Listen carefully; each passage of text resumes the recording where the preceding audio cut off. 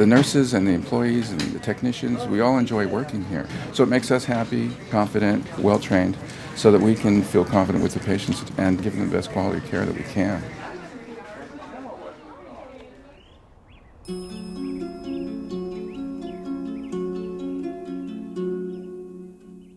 To think that this organization has been serving this community for 75 years is remarkable. And it's particularly interesting to think of how the hospital and our capabilities have grown as the community has grown over the last 7.5 decades. Excellence was the quest from the beginning. And everyone bought into this. The medical staff, the employees, the nurses in the auxiliary, and they're all dedicated to a standard of excellence that is incomparable.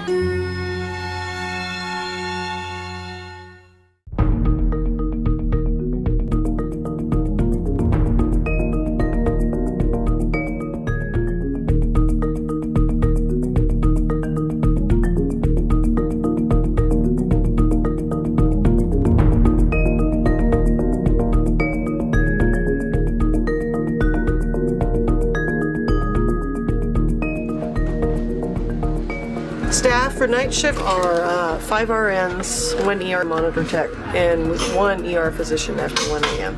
But if it's busy, the off-going doctor always stays and helps. So sometimes the doctor that's supposed to go home at 1 a.m. is here till 3, 4, 5 a.m. I enjoy what I do. I enjoy the support I have from the staff I work with, and the administration. This is where I work. This is my office. My dad gave me a call 3:30 in the morning, asked to call 911. When we walked in, within just a couple minutes, there were 5 people in that room. My dad's doing fine, he's getting great care. When a patient comes into the emergency department with pain, many times they will have an ultrasound or a CAT scan to try and diagnose what that pain is. Through this PAC system, the doctor in their own office can view these images, and then we can discuss it over the phone while the person is still on the table. Back in the days, we used film.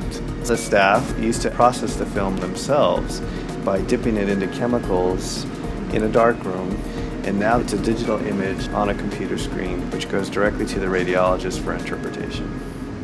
So we've come a long way in 75 years.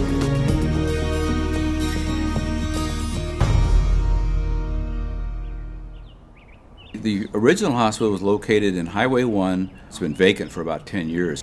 It was developed as a metabolic clinic treating diabetes, sort of a research institution by a family. Then it was converted to a general hospital when we took it over, and it actually had, I think, about 60 beds, and 10 or 20 of those were down the street in a little appendage of the hospital.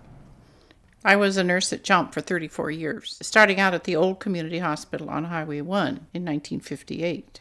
I started out working in labor and delivery, which we only had 6 beds. We did everything for the patients before delivery, during delivery, after delivery, and taking care of the babies. There was only 2 of us on each shift.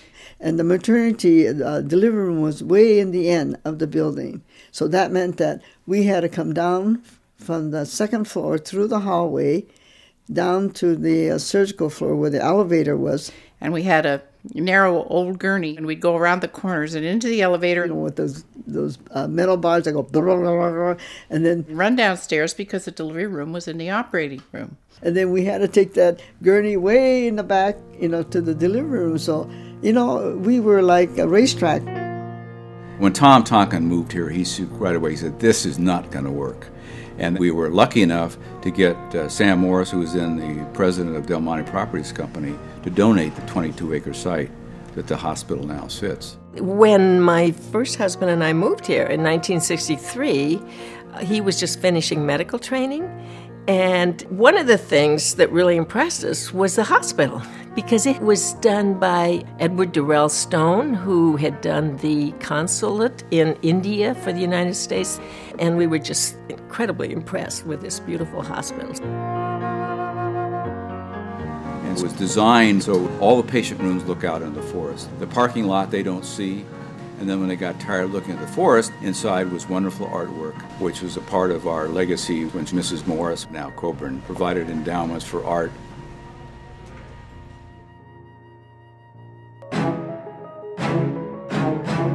This organization has owed its existence to really generous donors from Samuel F.B. Morse through Maureen Church Coburn, and continues today. People like the Tylers and the Esheniques and the Robatis and the Lyons and a myriad other donors who have been remarkable in their support of this organization.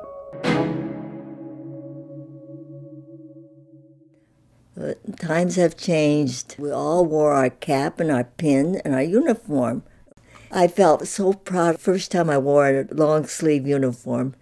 And, well, of course, nobody wears a cap anymore.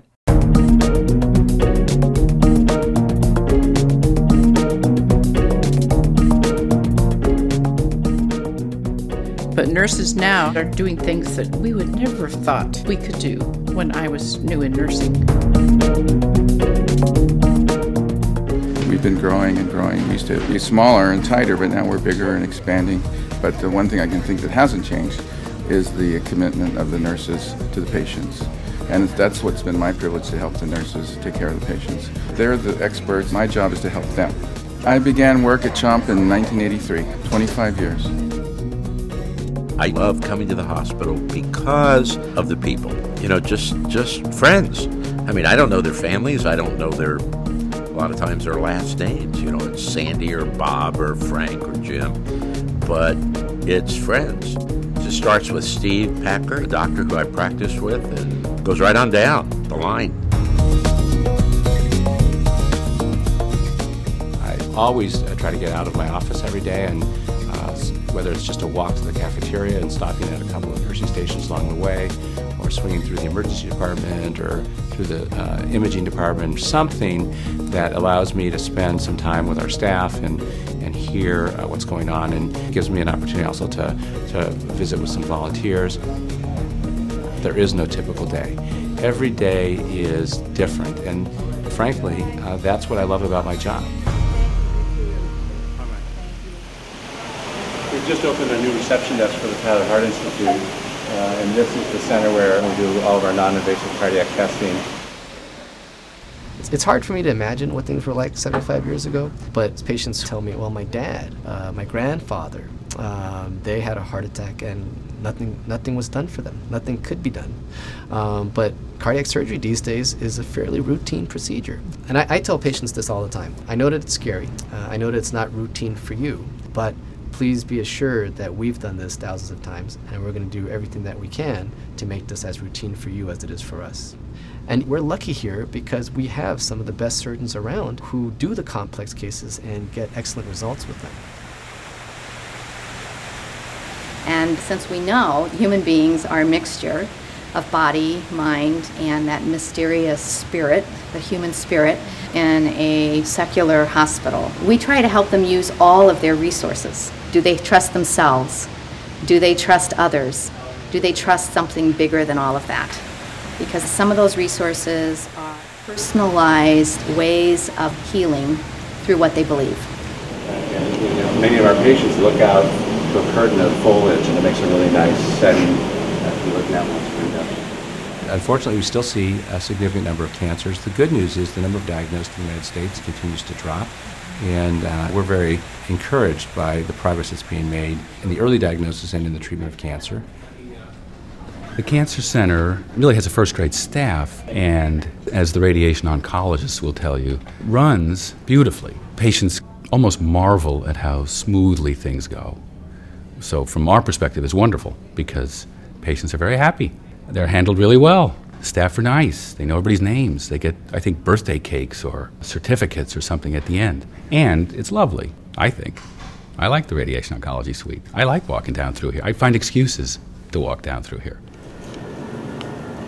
It's so important to promote a work environment that people enjoy coming to work. Because when employees really love their work environment and enjoy being here, then it makes a huge difference in their interactions with patients as well, and it just permeates. I served 3 of the administration. I think you've been here 35 years, huh? 39. And George is how long? Almost 30 years. 30 years? And Edgar, 35 years. The first one is Thomas Tankin. I always call him, he's the greatest. And Mr. Hudson, one time one of the doctors spilled all the coffee, and Mr. Hudson helped me clean up. He said, "This is not your job." And Dr. Packer, I see him going around all the floors. Nice to work with. How are you? It's very important that we mention the important role of volunteers. There are over 1,000 members of our community who volunteer at Community Hospital. Chaplains, pet therapy volunteers, Hospice of the Central Coast volunteers, and our auxiliary.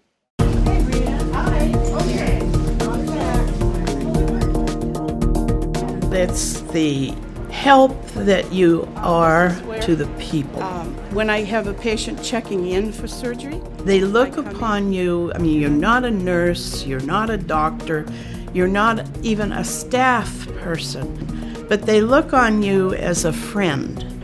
We can do things that they couldn't possibly justify having a paid employee do. and I go back and forth to the surgery desk. I put a few miles on in a 4-hour shift. And as Mr. Tonkin said in those days, your role is to care for the families. I keep track of who is in recovery when they came out of surgery, and then when they leave recovery and go to their regular room. And I inform the family. I'm a liaison between what's going on back here and the family that's waiting outside.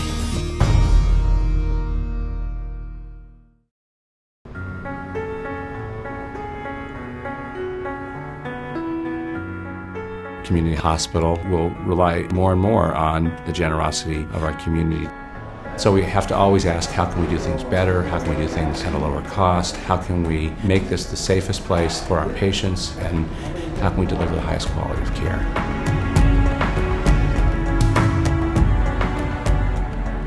This has been a place for many significant family events for most families on the peninsula. Babies have been born here, people have had operations, and sometimes people have lost spouses and loved ones here, and it's all part of the continuum.